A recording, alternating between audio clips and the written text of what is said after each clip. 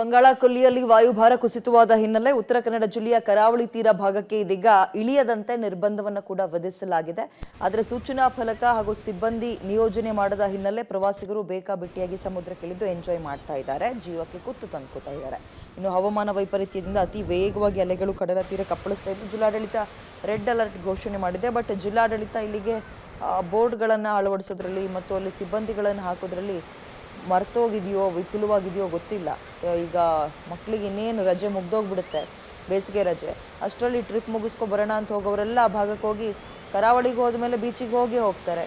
But ವಾಯುಭಾರ ಕುಸಿತದ ಹಿನ್ನೆಲೆ ಅಲೆಗಳು ಕಂಟ್ರೋಲಲ್ಲಿ ಅಥವಾ ಲಿಮಿಟಲ್ಲಿ ಇರಲ್ಲ ಬೇರೆ ದಿನಗಳ ರೀತಿಯಲ್ಲಿ. ಹಾಗಾಗಿ ಯಾವುದಾದ್ರೂ ಜೀವ ಹೋಗ್ಬಿಟ್ರೆ, ಜೀವಕ್ಕೆ ಹಾನಿ ಆದರೆ ಅನ್ನೋ ಆತಂಕ ಇದೆ.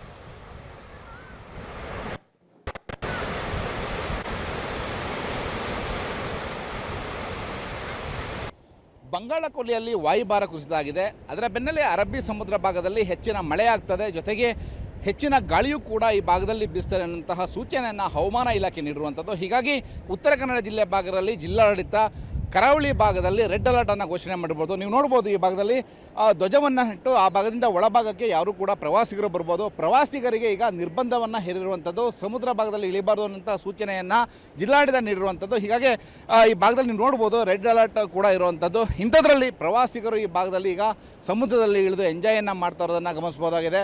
ಪ್ರವಾಸೋದ್ಯಮ ಇಲಾಖೆ ಈ ಭಾಗದಲ್ಲಿ ಸಿಬ್ಬಂದಿಗಳನ್ನು ನಿಯೋಜನೆ ಮಾಡಬೇಕು, ಜಿಲ್ಲಾಡಳಿತ ಕೂಡ ಪೊಲೀಸರನ್ನು ನಿಯೋಜನೆ ಮಾಡಬೇಕು, ಕರಾವಳಿ ಕಾವಲು ಪಡೆಯೂ ಕೂಡ ಸಿಬ್ಬಂದಿಗಳಿರ್ತಾರೆ. ಆದರೆ ಈ ಭಾಗದಲ್ಲಿ ನೀವು ನೋಡಿದರೆ ಆಶ್ಚರ್ಯ ಆಗ್ತದೆ, ಯಾವುದೇ ಸಿಬ್ಬಂದಿಗಳನ್ನು ಜಿಲ್ಲಾಡಳಿತ ನಿಯೋಜನೆ ಮಾಡಿಲ್ಲ. ಮತ್ತು ಇಲ್ಲಿ ಬರುವಂಥ ಪ್ರವಾಸಿಗರು ಕೂಡ ಯಾವುದೇ ಸೂಚನಾ ಫಲಕಗಳನ್ನು ಕೂಡ ಹಾಕದೇ ಇರೋದರಿಂದ ಪ್ರವಾಸಿಗರು ಈಗ ಸಮುದ್ರಕ್ಕೆ ಇಳಿದು ಎಂಜಾಯನ್ನು ಮಾಡ್ತಾ ಇದ್ದಾರೆ.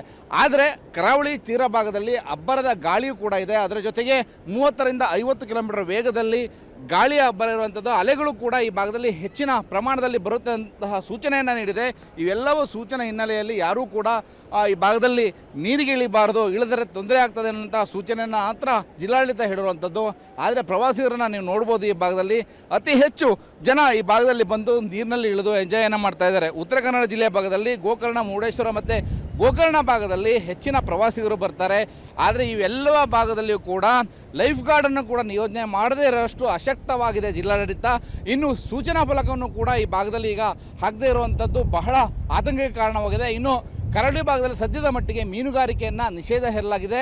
ಜೂನ್ 1ರಿಂದ ನೈಸರ್ಗಿಕ ಮೀನುಗಾರಿಕೆ ಕೂಡ ಸಂಪೂರ್ಣವಾಗಿ ನಿಷೇಧವಿರುತ್ತದೆ 2 ತಿಂಗಳುಗಳು.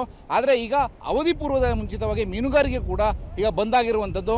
ಒಟ್ಟಿನಲ್ಲಿ ಉತ್ತರ ಕನ್ನಡ ಜಿಲ್ಲೆಯ ಭಾಗದಲ್ಲಿ ಕರಾವಳಿ ಭಾಗದಲ್ಲಿ ರೆಡ್ ಅಲರ್ಟ್ ಇದ್ದರೂ ಕೂಡ ಪ್ರವಾಸಿಗರು ಸಮುದ್ರಕ್ಕೆ ಇಳಿದು ಎಂಜಾಯನ್ನು ಮಾಡೋ ಮೂಲಕ ಆತಂಕಕ್ಕೆ ಕಾರಣವಾಗಿದೆ. ಕ್ಯಾಮರಾಮನ್ ಸುರೇಂದ್ರ ಜೊತೆ ನವೀನ್ ಸಾಗರ್, ಪಬ್ಲಿಕ್ ಟಿವಿ, ಕಾರವಾರ.